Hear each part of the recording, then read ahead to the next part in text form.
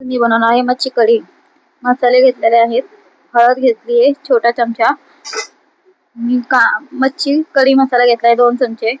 कांदा लसूण मसाला घेतलाय 2 चमचे. मिरची पावडर घेतलाय 1.5 चमचे. मीठ घेतलाय 1 चमचा. तुम्ही बघू शकताय. आता मी हे खोबरं आणि तीळ घेतलेत. मी चांगले खरपूस भाजून घेऊन वाटण केलेलं आहे. मच्छी चांगली धुवून घेतलेली आहे. त्याला हळद मीठ लावून ठेवलेलं आहे. आणि आता मी तुम्हाला दुसरं वाटण दाखवते. मिरची, कोथिंबीर, अद्रक, लसूण टाकलेलं आहे आणि मस्तपैकी भाजून छानपैकी कांदा वगैरे टाकून भाजून घेतलेला आहे आणि त्याचं वाटण केलेलं आहे. आता मी टोप ठेवलाय. टोपामध्ये कढीपत्ता आणि तेल टाकून ठेवलेलं आहे. आता त्याच्यात मसाले टाकत आहे. मसाले टाकल्यावरती मस्तपैकी छानपैकी भाजून घ्यायचे आहेत मसाले. मसाले चांगले परतले की मग आता त्याच्यावरती वाटण टाकायचं आहे. वाटण टाकून द्यायचं आहे. आता मी पहिलं घेतलं खोबऱ्याचं वाटण घेतलेलं आहे.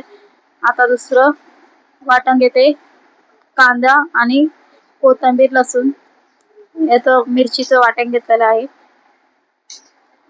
आणि याला मस्तपैकी छानपैकी खरपूस भाजून घ्यायचं आहे. हे वाटण बघा तुम्ही. आता मी टाकते ते पण वाटण. मस्तपैकी तेल सुटेपर्यंत चांगलं खरपूस भाजून घ्यायचं आहे याला पण मस्तपैकी. आणि चांगलं तुम्हाला हवे तेवढे पाणी टाकू शकता तुम्ही. आता मी कोकम टाकत आहे. कोकम टाकली बघा. आणि मच्छी पण चांगली खरपूस भाजून घेतलेली आहे. मच्छी पण फ्राय करून घेतली आहे. तुम्ही बघू शकता. मच्छीची पण रेसिपी टाकते मी नंतर. आणि आता मच्छीला चांगला उकळ आलेला आहे. मच्छी पण टाकलेली आहे त्यात.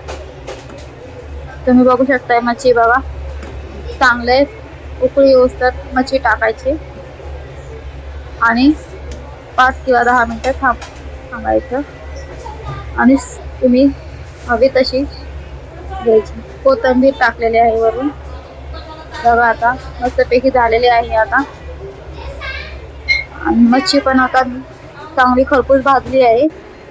तुम्ही बघू शकता. मच्छी पण चांगली कडक एकदम भाजलेली आहे. तुम्ही पण बघा. मच्छीची पण रेसिपी मी टाकणार आहे फ्राय केलेली बघा तुम्ही. त्याच्यासोबत जेवायची भाकर किंवा चपाती